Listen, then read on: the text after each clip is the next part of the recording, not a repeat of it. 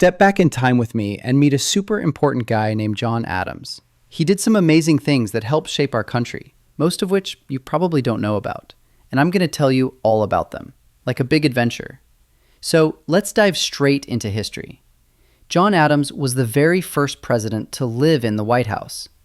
Back in November 1800, it wasn't called the White House yet. It was the presidential mansion, and it wasn't even finished. The walls were bare, the floors were creaky, and it was super cold. John only lived there a few months, but he started a tradition. Every president since has lived in that same house. Imagine moving into a giant, half-built mansion. John wrote letters saying it was chilly, but he was proud to be the first. He even prayed for future presidents to do great things there. President Adams led America through a thing called the Quasi-War with France from 1798 to 1800. It wasn't a full war, but American and French ships were battling it out on the ocean. Think of it like a big ship chase. French ships were attacking American traders, so President Adams sent our Navy to fight back. Our sailors were brave, firing cannons and protecting our ships. This tested our young Navy, and President Adams made sure we were ready for action. It was like a pirate movie, but real. Now here's a tricky part. In 1798, President Adams signed some laws called the Alien and Sedition Acts. These laws said people couldn't say bad things about the government, and it was easier to send immigrants out of the country. President Adams thought this would keep America safe during scary times with France. But lots of people got upset. They wanted to speak freely. These laws were very unpopular. And even today, some people, not all, think they were a mistake. It showed that from early on, the United States has had its struggles and disagreements between our lawmakers and the different branches of our government. It is our imperfections that bring us closer to perfection. And it works. President Adams made some really amazing and brave decisions. He chose peace instead of war. His friends in the Federalist Party wanted to fight France in a big war, but President Adams refused, saying, "No, war would hurt our country." Instead, he sent people to talk peace with France, and in 1800 they made a deal. No war. This choice made President Adams less popular with his party, but it saved America from a huge fight, a fight that would have been costly in both blood and treasure. Then there was the XYZ Affair. It's a juicy story. The XYZ Affair. French agents, nicknamed X, Y, and Z, asked American diplomats for a bribe to talk peace. A bribe is like paying someone to be your friend. Not cool. President Adams said, "No way." When Americans heard about it, they were so mad at France. They shouted, "Millions for defense, but not 1 cent for tribute." Everyone rallied behind the president, and he became a hero. It was like a spy mystery that got the whole country excited.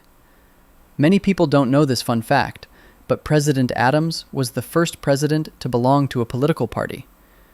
George Washington didn't pick a side, but President Adams was proud to be a Federalist. His party wanted a strong government and strong banks. This made politics more like a team sport, with Federalists versus Republicans, like Thomas Jefferson's team. President Adams' choice shaped how elections work today. Imagine picking teams for a game.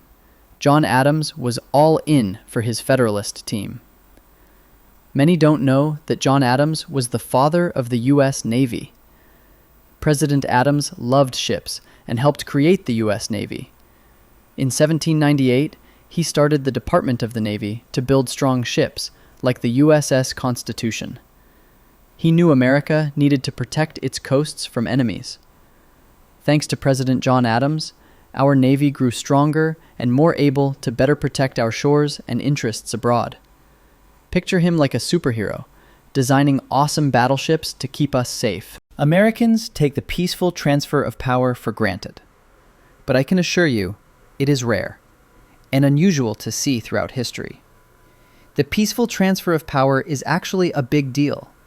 President John Adams made history by peacefully handing over power.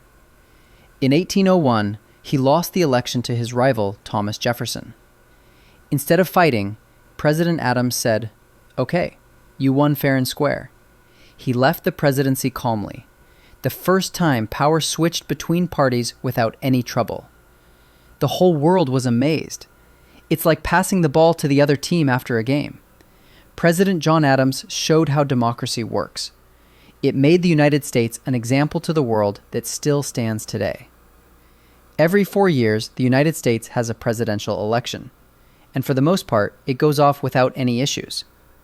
On his very last night as president, President Adams pulled a sneaky move called the Midnight Judges. He stayed up late signing papers to put his Federalist friends and allies as judges in courts. He wanted his ideas to stick around. This led to a famous court case, Marbury versus Madison, which made the Supreme Court super powerful by creating judicial review. That's when courts decide if laws are constitutional. It was like a last-minute plot twist, and the Supreme Court has the power to undo laws that are not constitutional. But that is for another video. Many don't know that there was more than one President Adams, but the fact is, his son became president as well. President John Adams' son, John Quincy Adams, became president too. He was the 6th president. John Adams was the first dad to see his kid in the White House. He was so proud, cheering his son on to lead the United States. Only one other family, the Bushes, did this too. It's like passing down a family tradition of helping the country. Pretty awesome, right? Wow, what a ride. John Adams was a hero who built the Navy, chose peace, and started big traditions like living in the White House and handing over power nicely. Sure, he made some mistakes, we all do, but that's part of being human.